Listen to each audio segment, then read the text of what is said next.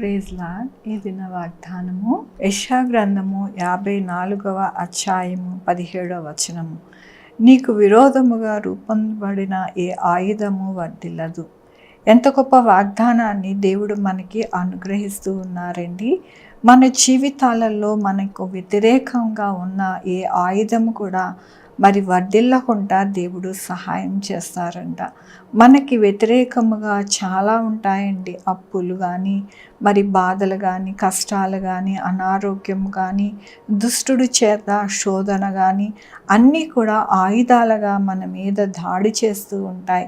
అయితే దేవుడు ఈ దినమున ఏమంటూ ఉన్నారు అంటే, నీకు విరోధముగా రూపొందబడిన ఏ ఆయుధము కూడా వర్ధిల్లకుండా నేను నీకు తోడుగా ఉండి సహాయము చేస్తాను అని దేవుడు ఈ దినమున వాగ్దానముతో మనల్ని బలపరుస్తూ ఉన్నారు. దేవుని వాక్యములో నీవు నీతిగల దానివే స్థాపింపబడుదువు, నీవు భయపడనక్కర్లేదు, బాధించువారు నీకు దూరముగా నుందురు.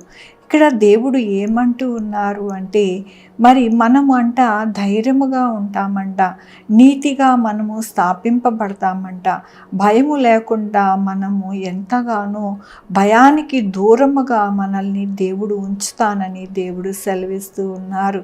మన యొక్క జీవితాలలో ఆదరణకర్తగా, మనల్ని బాగు చేసే దేవుడుగా, మన జీవితాలను కట్టే దేవుడుగా, మనకి ఏదైతే బాధ, కష్టము, శోధన ఉన్నదో వాటిని దూరపరిచే దేవుడుగా ఈ దినమున దేవుడు మనల్ని బలపరుస్తూ ఉన్నారు. మన జీవితాలలో ఎల్లప్పుడూ కూడా ఆయన కృపచేతనే నడిపిస్తానని, ఆయన యొక్క కృపతో మనల్ని ఎంతగానో బలపరుస్తానని దేవుడు సెలవిస్తూ ఉన్నారు. అలాంటప్పుడు మనం ఎందుకు దిగులు పడాలి, భయపడాలి? మనము దేనికి కూడా భయపడకూడదు. అందుకనే దేవుడు అంటూ ఉన్నారు, ఏ ఆయుధము కూడా వర్ధిల్లకుండా మీ అందు నేను ఉండి, మీ అందు నేను పోరాడి మీకు జయము కలగజేస్తాను అని దేవుడు సెలవిస్తూ ఉన్నారు. కాబట్టి మన జీవితాలు ప్రతిదినము కూడా ఆయనకి అప్పగించుకుంటూ మనము బ్రతకాలి అని దేవుడు కోరుకుంటూ ఉన్నారు. ఆయనకి మన జీవితాలను, మన యొక్క కుటుంబ జీవితాలని అప్పగించినప్పుడు ఆయన చేతులతో నడిపిస్తారు అని ఈ దినమున ఆయన వాగ్దానముతోనూ వాక్యముతోనూ మాట్లాడినందుకు దేవునికి వందనాలు చెల్లిస్తూ ఉన్నాను. ఈ దినమున పుట్టినరోజు, పెళ్లి రోజు, అనేక శుభదినములు చేసుకుంటున్న వారందరికీ కూడా నిండారుగా శుభాకాంక్షలు తెలియజేస్తూ ఉన్నానండి. మీ జీవితంలో దేవుని యొక్క కృప, ఆయన కాపుదల, ఆయన బహుమానము మీకు అనుగ్రహింపబడును గాక. ప్రార్థించుకుందామండి. యెహోవా దేవా, నా తండ్రి, నా ప్రభువా, మీ కృపా కనికరస్తాన్ని బట్టి నీకు వందనాలు, స్తుతులు, స్తోత్రం చెల్లించుకుంటున్నాను. గొప్ప దేవుడుగా మీరున్నారు నా ప్రభువా, నీకు వందనాలు అయ్యా నాయన. మాకు నాయన ఎటువంటి వ్యతిరేకమైన ఆయుధము వర్ధిల్లకుండా మీరే మాకు తోడుగా ఉండి, మాకు కవచముగా ఉండి, మాకు సహాయం చేస్తానన్నారు. మీకు వందనాలు చెల్లిస్తూ ఉన్నాను. ఈ దినమున నాయన పుట్టినరోజు, పెళ్లి రోజు, అనేక శుభదినములు చేసుకుంటున్న వారందరినీ కూడా దీవించండి, ఆశీర్వదించండి, మీ కృపలో భద్రపరచండి, వారికి ప్రతి అవసరత తీర్చండి నా ప్రభువా.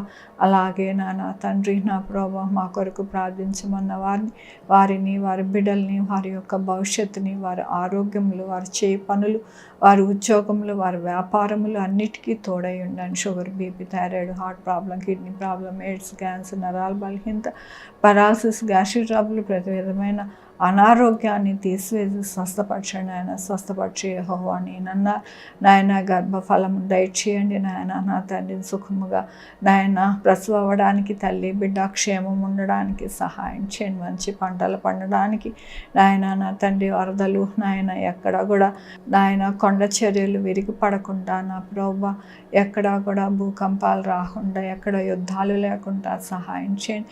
భూమి మీద సమాధానాన్ని వెత్తండి నా ప్రభా నాయన.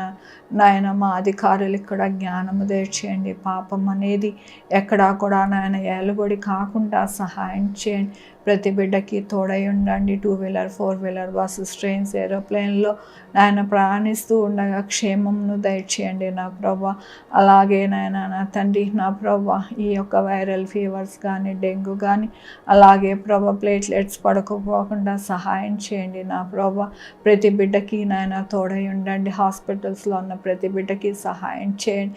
సో నాయన నా తండ్రి, సర్జరీస్ అయిన వారిని త్వరగా కోలుకోవడానికి సహాయం చేయండి నా ప్రభా. ఏ బిడ్డ అయితే ఏ ఇబ్బందితో బాధపడుతున్నారో అవన్నీ కూడా మీకు తెలుసు నాయన. కృప చూపించండి ఆయన. అయ్యా సహాయం చేసే దేవుడుగా, గొప్ప దేవుడుగా మీరున్నందుకు మీకు వేలాది వందనాలు చెల్లించుకుంటూ నా ప్రభు, నా రక్షణ యేసుక్రీస్తు పరిశుద్ధమైన నామమున అడిగి వేడుకుంటున్నాను తండ్రి. ఆమేన్. తండ్రి, కుమార, పరిశుద్ధాత్మ సదాకాలం అందరికీ తోడై ఉండునుగాక. ఆమేన్. God bless you.